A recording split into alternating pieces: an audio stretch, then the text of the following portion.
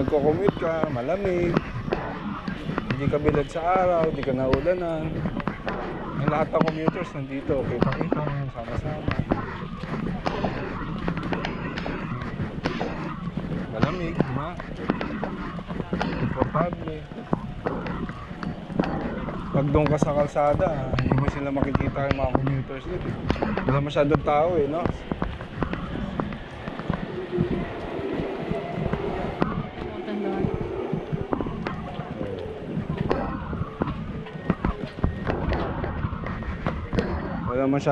Wala masyado sa street, no? Sa sidewalk yung mga tao nandito, yung mga commuters.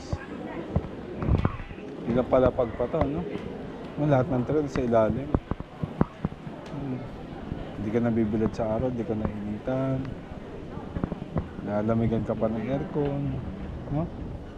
Nagiging komportable, no? Systematic siya. Pagkong ka sa taas, yung sidewalk.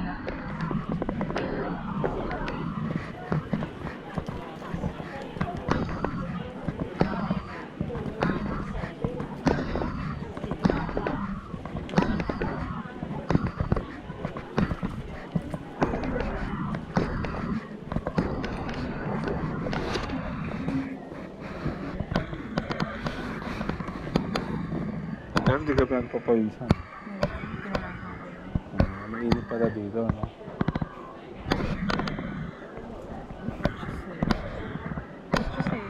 Kesa naman sa ano? Kesa naman doon sa may bilad ka araw. Sa ano? Sidewalk. Ano sidewalk? Sa kalsada, di ba yung sidewalk? Natin o nang dito? Dito. Sa Pilipinas? Dito, sa taas. Eh, nandito lahat ng mga commuters eh. Dapat ganito sa Pilipinas. Kaso, babahain mo yun. Oo nga. Tsaka maraming abusado. Ibig sabihin, hindi maganda ang drainage system kaya lahat nasa taas. Oo. Kita mo ba naman, konting baha lang. Konting Ano yun baha eh? o konting ulan? Konting ulan lang, baha na.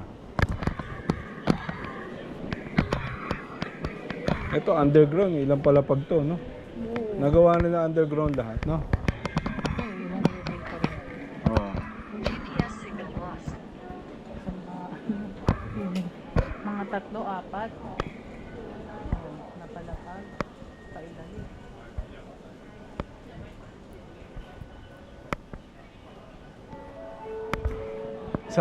Sa Philippines, MRT ka, EDSA.